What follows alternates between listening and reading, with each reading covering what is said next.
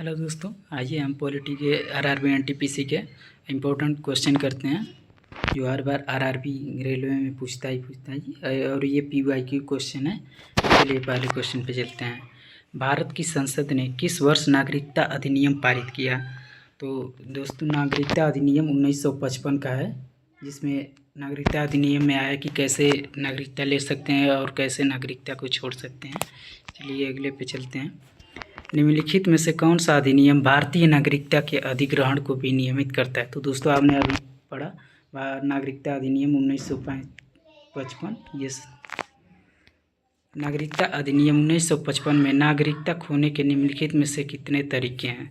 तो दोस्तों, नागरिकता खोने के लिए 3 तरीके हैं, जिनमें से आप अपने स्वयं ही नागरिकता छोड़ सकते हैं, और द्वारे अगर दूसरे देश का नागरिकता लेते हैं तो आपकी नागरिकता नष्ट हो जाती है, और विशेष परिस्थिति में आपसे नागरिकता छीन ली जा सकती है। 3 हो गया। जब कोई भारतीय नागरिक अपनी नागरिकता का त्याग करता है तो क्या होता है? तो दोस्तों, ऑप्शन से एलिमिनेट कर सकते हैं, कुछ भी परिवर्तन नहीं होता है, ये गलत है। वह विदेशी राजनयिक बन जाता है, ये भी गलत है। वह अपनी भारतीय नागरिकता खो देता है, दोस्तों ये सही है। यदि कोई भारतीय नागरिक स्वेच्छा से किसी अन्य देश का नागरिक बन जाए तो क्या होगा? तो दोस्तों, ऑप्शन से हम करते हैं, उसे सरकार की मंजूरी लेनी होगी, उसकी भारतीय नागरिकता स्वतः ही समाप्त हो जाएगी। दोस्तों, इसका आंसर बी होगा, उसकी भारतीय नागरिकता स्वतः ही समाप्त हो जाएगी। नागरिकता अधिनियम के किस संशोधन से यह प्रावधान किया गया कि कोई अवैध प्रवासी देशीकरण या पंजीकरण द्वारा नागरिकता प्राप्त नहीं कर सके? तो ये दोस्तों, नागरिकता संशोधन अधिनियम 2003 का था, आप इसे याद रखिएगा। नागरिकता अधिनियम 1955 के अंतर्गत निम्नलिखित में से किसकी अनुमति नहीं है? तो अपने भारत में नागरिकता अधिनियम 1955 के आधार पे अपने भारत में दोहरी नागरिकता की प्रकृति नहीं है। अगर आप किसी अन्य देश की नागरिकता लेते हैं तो भारत में आपकी नागरिकता स्वतः ही समाप्त हो जाती है। दोस्तों,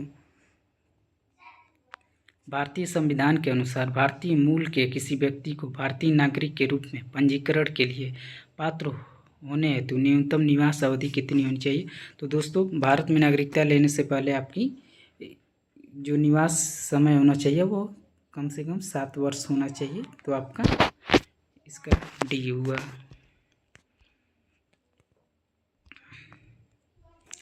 भारत में 12 वर्षों तक रहने वाला कोई विदेशी व्यक्ति भारतीय नागरिकता कैसे प्राप्त कर सकता है? तो दोस्तों, ऑप्शन से देखते हैं। वंश द्वारा उसका विदेश से आया है तो वंश तो इंडिया में है नहीं, पंजीकरण करा नहीं सकता है, तो नागरिकरण द्वारा। दोस्तों, इसका ऑप्शन डी होगा। चलिए अब आगे चलते हैं।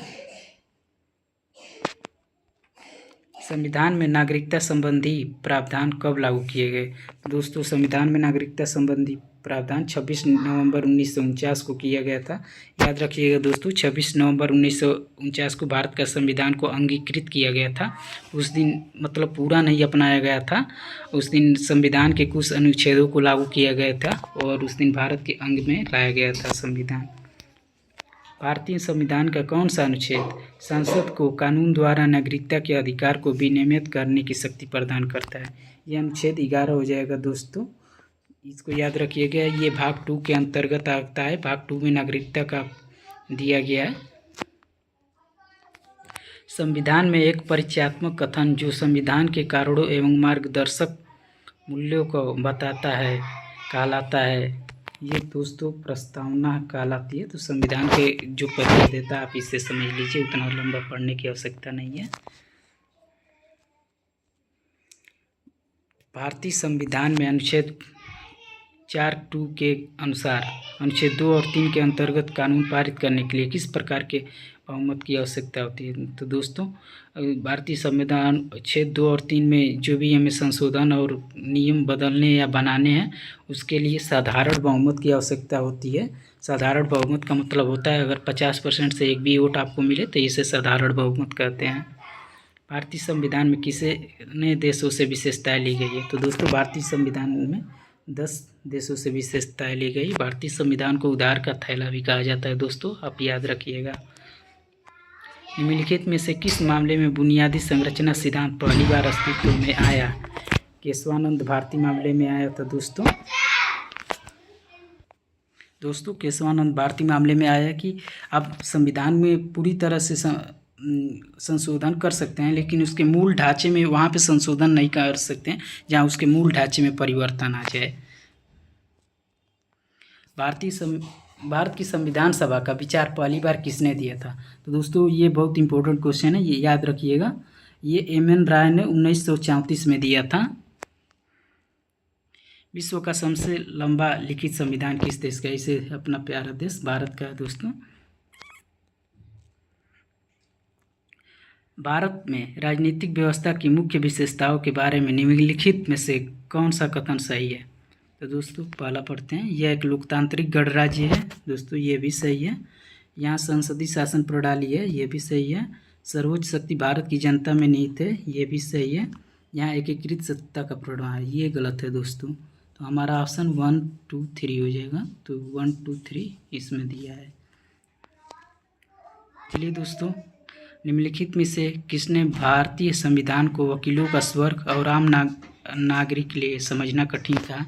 दोस्तों इसको आइवर जेनिंग्स ने कहा था। इसलिए कहा था कि भारत का संविधान इतना कठिन और जटिल है जिसे सिर्फ वकील ही समझ सकते हैं, इसे आम नागरिक के बस का समझना नहीं है। चलिए दोस्तों, आज हमारा पूरा हुआ। धन्यवाद दोस्तों। लाइक, कमेंट और शेयर करिएगा दोस्तों, अपने भाई को सपोर्ट करिएगा।